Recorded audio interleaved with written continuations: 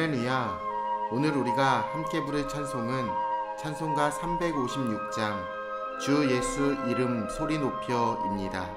이 시간 함께 1절로 하나님을 찬양하며 나아가겠습니다.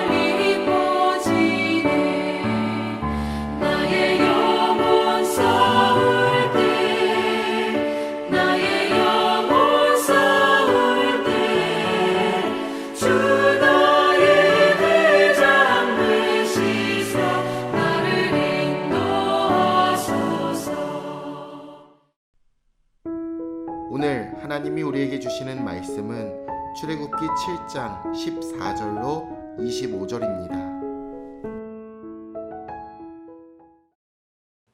여호와께서 모세에게 이르시되 바로의 마음이 완강하여 백성 보내기를 거절하는도다. 아침에 너는 바로에게로 가라. 보라, 그가 물 있는 곳으로 나오리니 너는 나일 강가에 서서 그를 맞으며 그 뱀 되었던 지팡이를 손에 잡고 그에게 이르기를 히브리 사람의 하나님 여호와께서 나를 왕에게 보내어 이르시되 내 백성을 보내라. 그러면 그들이 광야에서 나를 섬길 것이니라 하였으나 이제까지 내가 듣지 아니하도다. 여호와가 이같이 이르노니 내가 이로 말미암아 나를 여호와인 줄 알리라. 볼지어다 내가 내 손의 지팡이로 나일강을 치면 그것이 피로 변하고 나일강에 고기가 죽고 그 물에서는 악취가 나리니 애굽 사람들이 그 강물 마시기를 싫어하리라 하라. 여호와께서 또 모세에게 이르시되 아론에게 명령하기를 내 지팡이를 잡고 내 팔을 애굽의 물들과 강들과 운하와 못과 모든 호수 위에 내밀라 하라. 그것들이 피가 되리니 애굽 온 땅과 나무 그릇과 돌 그릇 안에 모두 피가 있으리라. 모세와 아론이 여호와께서 명령하신 대로 행하여 바로와 그의 신하의 목전에서 지팡이를 들어 나일강을 치니 그 물이 다 피로 변하고 나일강에 고기가 죽고 그 물에서는 악취가 나니 애굽 사람들이 나일강 물을 마시지 못하며 애굽 온 땅에는 피가 있으나 애굽 요술사들도 자기들의 요술로 그와 같이 행함으로 바로의 마음이 완악하여 그들의 말을 듣지 아니하니 여호와의 말씀과 같더라. 바로가 돌이켜 궁으로 들어가고 그 일에 관심을 가지지도 아니하였고 애굽 사람들은 나일강 물을 마실 수 없으므로 나일강가를 두루 파서 마실 물을 구하였더라. 여호와께서 나일강을 치신 후 이레가 지나니라. 이제 하나님의 본격적인 권능이 펼쳐지기 시작합니다. 모세와 바로의 대결은 왕궁을 넘어 애굽 땅과 백성 위에서 펼쳐집니다. 하나님의 권능이 나타났지만 바로는 애써 무시합니다. 그러나 그 결과는 크나큰 재앙으로 나타납니다. 계속되는 기적의 배경은 단 하나입니다. 바로의 고집입니다. 그가 감당할 수 없는 일들이 계속해서 일어나지만 그는 마음을 돌리지 않습니다. 그런데 이러한 죄성과 고집 때문에 하나님의 말씀과 인도를 거부하는 사람은 바로뿐만이 아닙니다. 누군가가 말씀과 심령 가운데 역사하시는 성령님 대신에 자신의 감정과 상황 그리고 이익에 따라 움직인다면 그 사람은 사실 바로와 다를 바가 없습니다. 대결이 시작된 장소는 나일강이었습니다. 이 강은 애굽의 땅을 비옥하게 하는 애굽의 생명줄이었습니다. 그런데 하나님이 권능으로 애굽의 가장 중요한 근원을 치셨습니다. 물이 피로 변하여 악취가 나고 강에 있던 생명들이 다 죽게 되었지만 바로에게 그것은 중요한 문제가 아니었습니다. 그는 자신에게 피해가 오지 않았기 때문입니다. 그의 관심은 권력과 제국에 있었기에 그는 일반 백성들의 고통을 나몰라라 했습니다. 애굽 백성은 그를 신으로 받들었지만 거짓 신이었던 그는 자기밖에 몰랐습니다.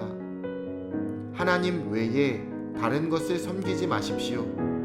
그것은 결정적인 순간에 우리를 배반하고 아무것도 책임지지 않을 것입니다.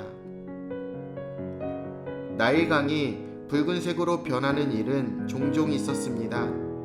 나일강은 주기적으로 범람했기에 처음에 사람들은 물의 색깔이 바뀌는 것에 크게 관심을 갖지 않았을 수도 있습니다. 하지만 성경은 명확하게 나일강의 물이 피로 변했다라고 말씀하고 있습니다. 이는 확실한 변화이자 분명한 경고였습니다. 성경에서 하나님은 인간들에게 계속 메시지와 징조를 보여주십니다.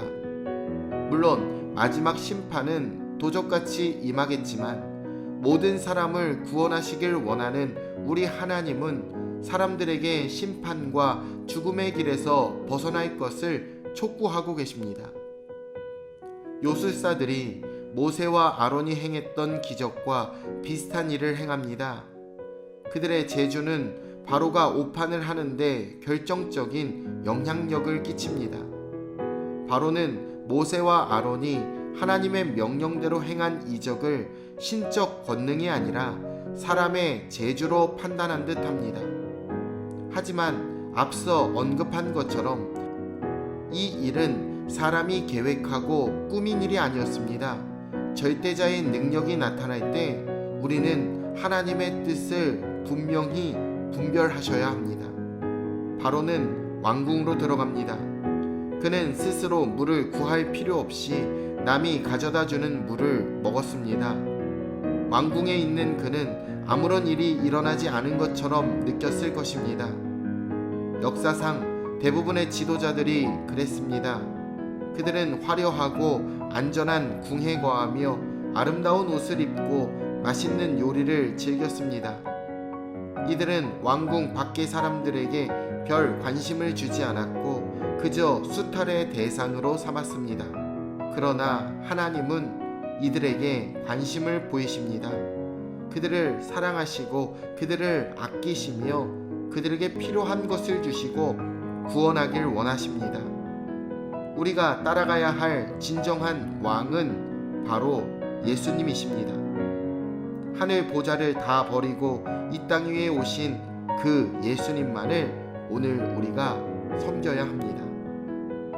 아무리 왕궁에 거한다 한들 하나님께 대적하는 완강한 마음을 가지고 있으면 그의 앞날은 패망이 있을 뿐입니다.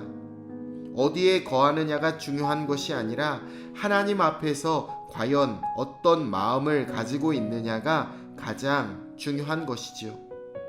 우리는 완악한 마음을 버리고 참된 왕이신 하나님께 순종해야 할 줄로 믿습니다. 살아계신 하나님의 은혜와 섭리를 기억하며 주님만이 우리를 살게 하시는 분임을 고백하는 은혜의 하루가 되시길 예수님의 이름으로 축원해 드립니다. 내일 뵙겠습니다.